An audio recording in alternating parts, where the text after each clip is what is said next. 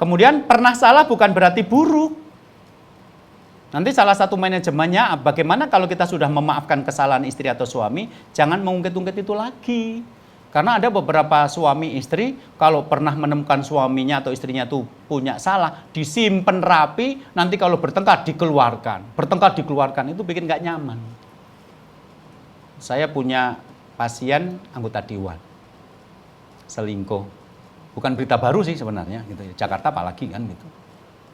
Terus datang ke tempat saya, sudah saya nasihati, akhirnya si suami minta maaf di depan saya, karena istrinya syaratnya itu. Saya nggak akan bisa menerima kecuali kamu minta maaf disajikan ustadz. Jadi datang jauh dari kota lain itu ke depan saya hanya untuk mendengarkan, saya mengatakan, ya sudah, di depan ustadz tadi saya bilang, saya salah, saya minta maaf. Cuma itu dok. Selesai.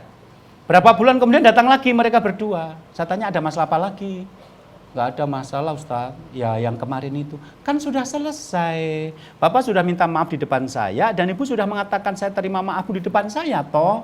Ya itulah Ustaz, itu di mulutnya, tidak di hatinya, itu cuma di mulutnya. Jadi kalau nanti saya pas dinas keluar kota, saya minta pada istri untuk disiapkan koper, siapkan baju untuk 3 hari, disiapkan. Begitu disiapkan, dia datang bawa koper dan bilang, ini kopernya, bajunya sudah ada di situ.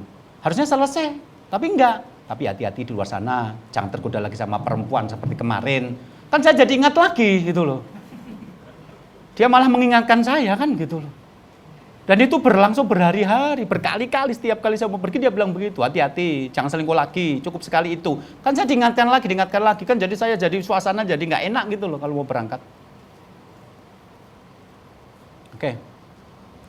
Jadi nanti salah satu manajemen yang sulit adalah kalau Anda sudah memaafkan suami, Bu, dan Anda sudah memaafkan istri, Pak, bagaimana agar besok tidak mengungkit lagi? Karena banyak yang mengungkit-ungkit kembali kesalahan pasangannya, seolah-olah merasa menang. Itu cara menjatuhkan pasangan. Itu nggak baik. Nah, kenapa saya mengatakan pernah salah bukan berarti buruk? Karena salahnya Abu Darda ini karena dia tidak punya ilmunya. Begitu dia punya ilmunya, dia merubah. Dan setelah itu dia menjadi rumah tangga dengan baik dan kemudian meninggal dunia. Nah pada waktu istrinya menjadi janda dilamar laki-laki yang lain. Ternyata Abu Darda mengatakan sudah, saya tidak ingin menikah dengan laki-laki yang lain. Pernah menikah dengan Abu Darda sudah cukup buat saya. Jadi dia bisa menerima, artinya Abu Darda yang belakangan tidak seperti itu gitu loh. Jadi orang yang pernah berbuat salah, suami kita atau istri kita, bukan selamanya buruk. Beri kesempatan kedua bagi dia untuk berubah menjadi pribadi yang lebih baik. Terus mulianya hati sahabat. Jadi kita tuh nggak bisa nerima ajaran Syiah karena hati sahabat itu kan luar biasa loh. Salman kan dalam ini jadi korban, dia yang dieliminasi toh.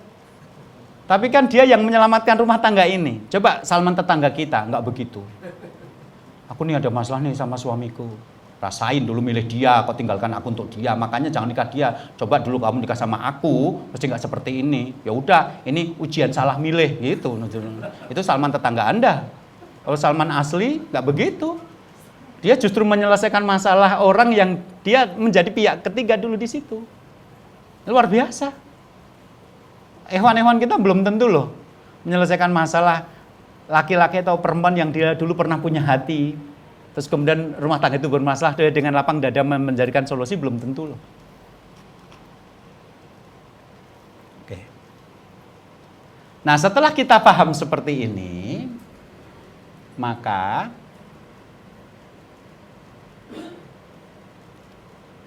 ini yang terjadi.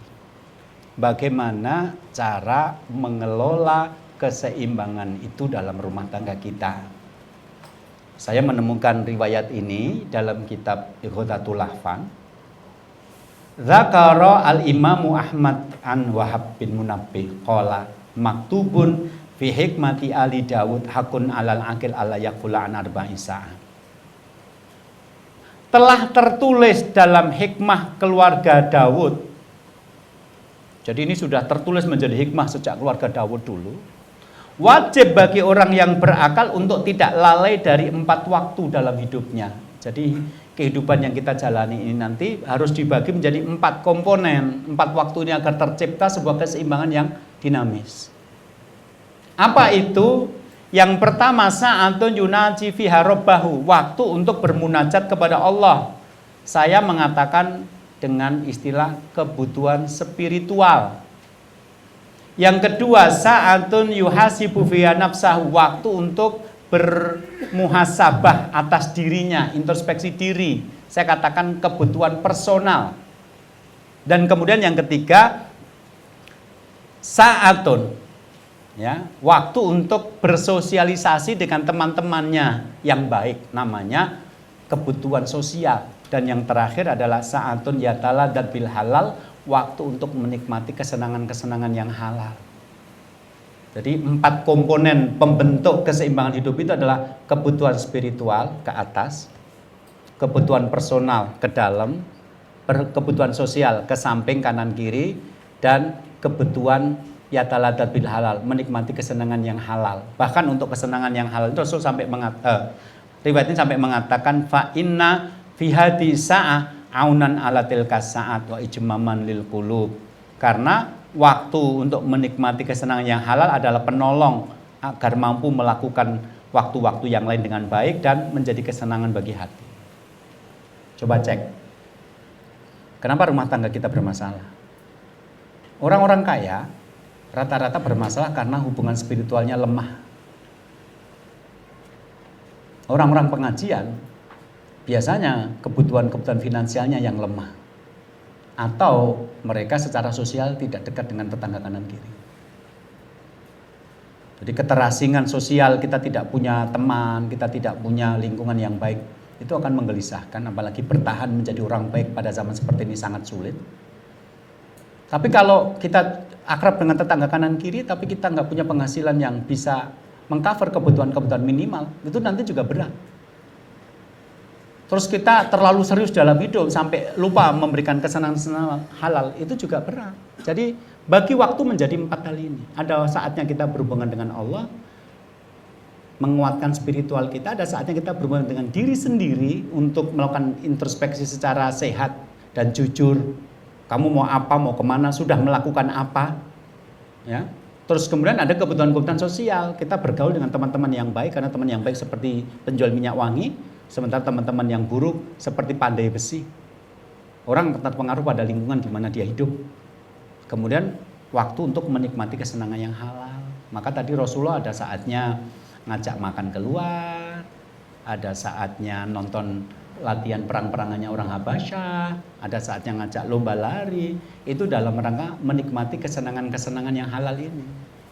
Ada loh orang-orang pengajian saking seriusnya pengajian sampai tidak ada waktu untuk keluar bersenang-senang.